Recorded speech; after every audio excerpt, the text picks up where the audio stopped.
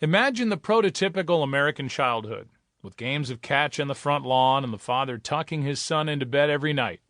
Well, mine was much cooler than that. What can I say? I was lucky. Around the time I was born, my dad's broadcasting career really began to take off. The Cardinals fired their lead broadcaster, Harry Carey, making my father the undisputed voice of the Cardinals on the radio. He also did NFL games for CBS TV and radio for many years. We got along so well. When I was 3 years old, he would let me sit in his office while he did radio interviews on the phone, as long as I stayed quiet. I always stayed quiet.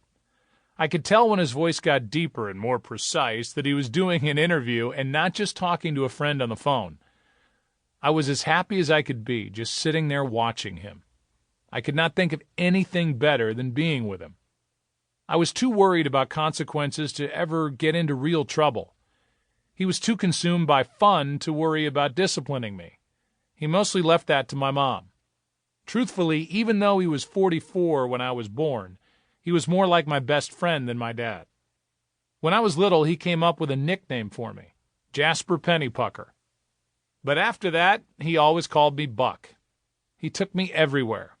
Some kids go to summer camp. I did that, and I hated it. So instead, I went to Cardinals baseball games. When I was 4, the Cardinals catcher saw this little guy with an enormous head bounding through the clubhouse, acting like he lived there, and asked, "Who is that kid?" Somebody said, "Oh, that's Jack's kid. That's Joe." That was the first time I met Tim McCarver. When I was 3 or 4, I got excited about something at a Cardinals game, which was a problem because A, I knocked over a Coke, B, I was in the press box, not in the stands, and C, the Coke landed on my father and his radio partner while they were on the air. They didn't know what happened. They thought somebody came in and just threw something down on them. They turned around in the middle of the broadcast and looked at me. I burst out crying, thinking I just ruined everything for everybody, but they kept doing the game.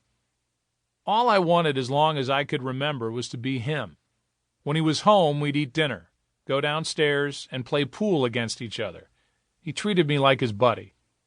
At other times, we'd get in the car and drive to his other house in town. We'd walk up to the front door, and when it opened, there'd be a woman with some older kids inside. They were my dad's first family. We were there to drop off a check for alimony and child support. I was scared to death. Everybody there gave me the distinct, uncomfortable feeling that I wasn't wanted. I didn't understand why at the time, but I represented something painful in their lives. When my parents met, my mom was a Broadway actress and my dad was a married man. My mom's name was Carol Linsnick, stage name Carol Lindsay, and she was doing a musical with a touring company in her hometown of St. Louis. He was talking to her on a payphone outside of the Chase Park Plaza Hotel, home to one of the hottest bars in St. Louis in the 60s, when she told him she was pregnant. "I feel like my knees are melting into the pavement," he said. He already had 6 children with his wife, Alice. He left her, and by extension them, for my mom. They got married in March 1969.